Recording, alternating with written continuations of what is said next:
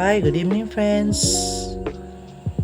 Okay, so in this video, I will continue the last time nga ni-end ko sa ako ang chapter 1 sa ako ang journey to DepEd and my graduate studies. Ang start na sa ako ang thesis writing. Okay, that was 2019. Okay. So that year nagsugod na gyud ang COVID-19, and then sad to say I was also a victim of COVID-19. And then in 2020 2021 I was isolated for 14 days sa isolation facility diri sa amoang lugar. Okay, kay vulnerable jud ta kaayo no, basta mga edad-edad na.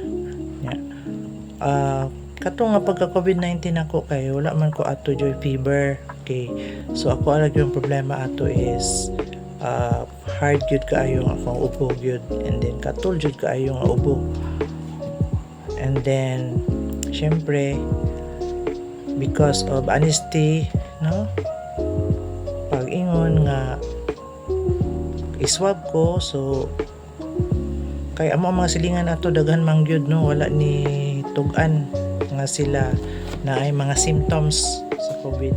Pero ako kay giswab jud ko, kay honest man ko, nisulti jud ko nga nawala na gyud ang ako ang panglasa, ako ang senses nako no sa ilong, o basta kanang wala na lamig jud ang pagkaon. So mo naman to mga symptoms sa COVID. So giswab ko, so pag swab kay positive man gyud, man gidala jud ko, ikuha jud ko ambulansya diri ding dala ko sa isolation facility. I was isolated for 14 days, and then okay raman, wala raman kay ko ato na depress na isolate ko, kay kuan ko sa mga inana nga akong tolerance okay ra jud, basta ang importante lang nga wala ra jud ko nang lisod puro ginhawa, gahi ra jud kaayo nga ubo gyud, mao gyud ako ang gibati ato, wala ko fever.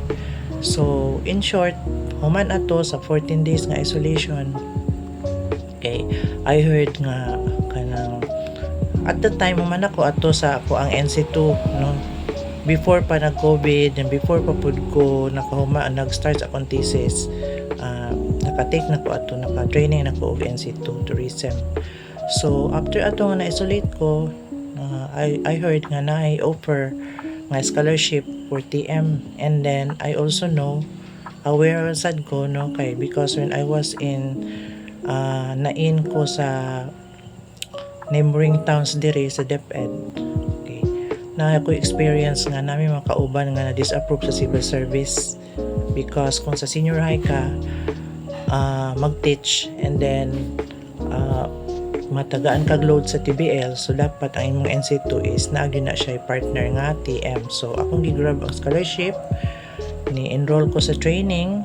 Okay, since scholar man me no, gitagaan pud mig allowance nga 3,000. Okay, and online to siya kay nagkuan pa mananghuman ang pandemic ato. So akong grab niya tungod po siguro hindi ko ganahan ma-board diri sa balay no, nga wa ko lingaw ni ganahan man jud ko gyud may eskwela gyud na gyud na sa ako ang system nga I want to learn more gyud, di jud ko mo stop og learning. So mo to nga that was almost 2 months, a total of 264 hours ang TM. So ang assessment nato is duha ka assessment, and then mohimo gyapon ka og portfolio no, mura siya og thesis gyapon, mohimo kag book ang tawag ng portfolio. Pare-pareho rin siyang thesis na dito tanan ang mga competencies, and then the number of hours nga mga core o mga specialized mga competencies. Then after ato sa ako ang TM is naginahinay na pud ko og work sa ako ang thesis, and then at the end of mga around 2021 nga naginahinay na padung na 2022, hinahinay nag back to normal. So naginahinay na pud ko report dito sa among school sa city humane, kay need man pud may required me nga we have to have our face-to-face consultation with our advisor sa amo ang thesis. Okay, so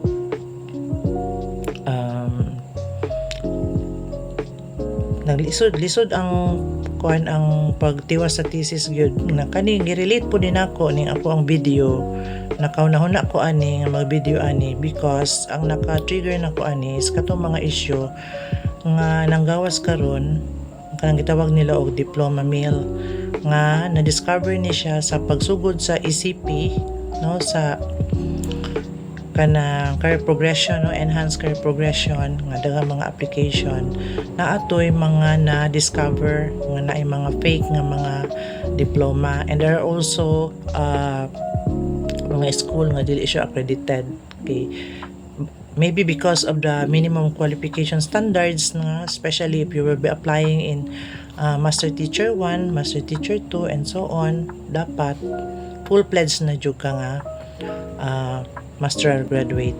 Okay, sumoto nang gawas ang mga kuan, mga fake nga mga diploma and then I'm proud to say nga wala jud po ko gamay nga doubt sa akong nahuman sa master kay you know naman unsa nang CTU no Cebu Technological University, that is state university nga sure gyud nga legit gina siya.